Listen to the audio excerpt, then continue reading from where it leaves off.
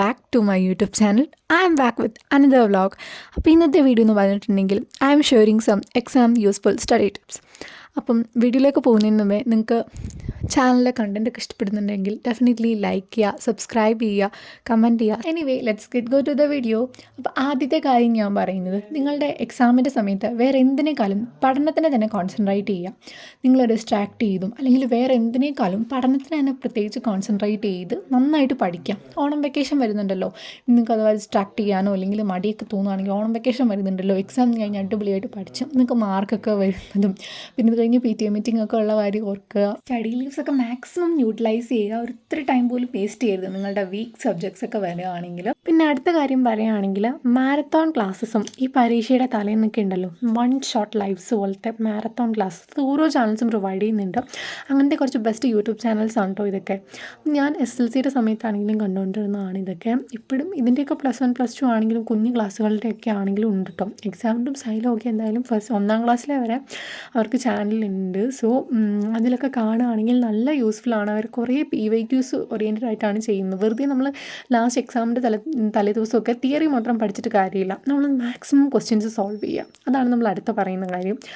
Solve maximum PYQs. നമ്മൾ theories മാത്രം പഠിച്ചിട്ട് കാര്യമില്ല, നമുക്കതിൽ നിന്ന് എങ്ങനെ ക്വസ്റ്റ്യൻ വരും എന്നും പിന്നെ നമ്മൾ ആ ഒരു ക്വസ്റ്റ്യനിൽ എങ്ങനെ അപ്രോച്ച് ചെയ്യണം എന്നൊക്കെ അറിയണമെങ്കിൽ ഒരുപാട് ക്വസ്റ്റ്യൻസ് കണ്ട് പരിചിതമാണ്. അല്ലെങ്കിൽ നമ്മൾ പെട്ടെന്നൊരു PYQയും ചെയ്യാതെ എക്സാമിനൊക്കെ പോകുമ്പോഴുണ്ടല്ലോ, ഇത് ക്വസ്റ്റ്യൻസ് വരുമ്പോൾ കൺഫ്യൂഷനാവും. നമ്മൾ പഠിച്ച സംഭവം തന്നെയായിരിക്കും, പക്ഷേ അതിനെ കുറച്ച് ട്വിസ്റ്റഡ് ആയിട്ടൊക്കെ ആയിരിക്കും ചോദിക്കുന്നത്.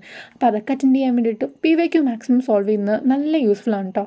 പിന്നെ ഗൈഡ്സ് ഒക്കെ ഉണ്ടെങ്കിൽ അതിൽ നിന്ന് ക്വസ്റ്റ്യൻ സോൾവ് ചെയ്യുക. ലേബർ ഇന്ത്യ, എക്സാം പോയിൻ്റ്, പിന്നെ എക്സാമിൻ്റെ സൈലം, അങ്ങനെയുള്ള വേരിയസ് യൂട്യൂബ് ചാനൽ അല്ലെങ്കിൽ അവരുടെയൊക്കെ ബാച്ചിൽ നിന്ന് പഠിക്കുന്നവരും അങ്ങനെ ഗൈഡൊക്കെ വാങ്ങിക്കുന്നവരും ഉണ്ട്. ഇവരുടെയൊക്കെ ഗൈഡും സെപ്പറേറ്റ് ആയിട്ട് വാങ്ങിക്കാൻ പറ്റും. അത് മാത്രം വേണ്ടവരാണെങ്കിലും വാങ്ങിക്കാം കേട്ടോ.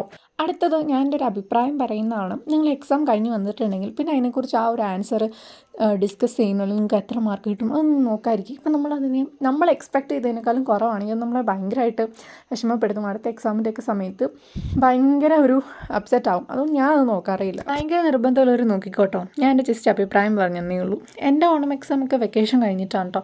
ചില സ്കൂളിൽ +1കാർക്ക് കണ്ടക്ട് ചെയ്യുന്നുണ്ട്, ചില സ്കൂളുകൾക്ക് ഓണം വെക്കേഷൻ കഴിഞ്ഞിട്ടാണ്. അപ്പം അങ്ങനെയൊക്കെ പോകണു.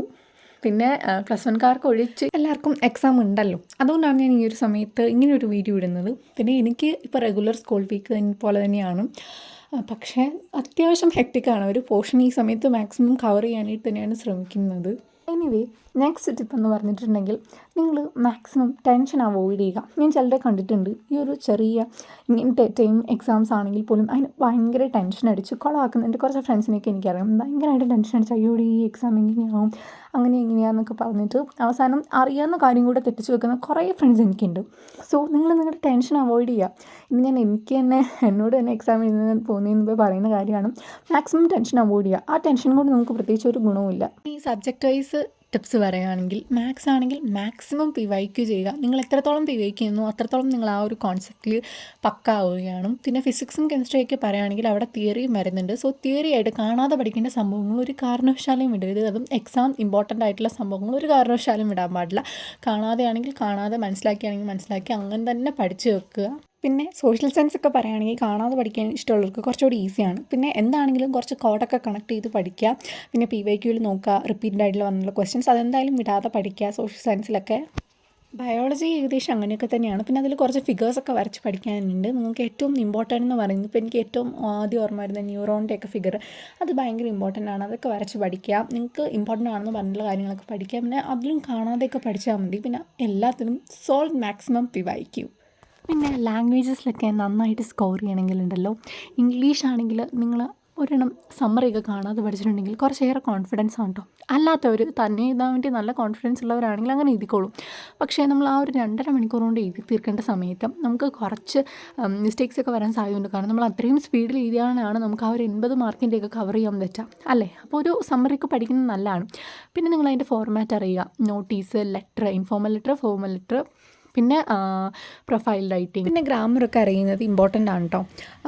പിന്നെ ഈ +1 +2ലേക്ക് വരുവാണെങ്കിൽ ഇത്രയും മാത്രമല്ല, കുറച്ചുകൂടി ഉണ്ട്. ഇമെയിൽ, Gmail അങ്ങനെയുള്ള ഒരുപാട് കാര്യങ്ങൾ വരുന്നുണ്ട്.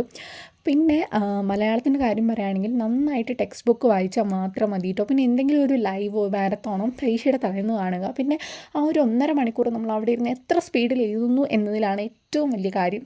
എത്ര പേജ് എഴുതുന്നു എന്നതിലുപരി നമ്മൾ അതിൽ എത്ര കണ്ടൻറ്റ് ക്വസ്റ്റ്യന് അനുയോജ്യമായ ആൻസർ എഴുതിയിട്ടുണ്ട് എന്നനുസരിച്ചാണ് മാർക്ക് കിട്ടുക.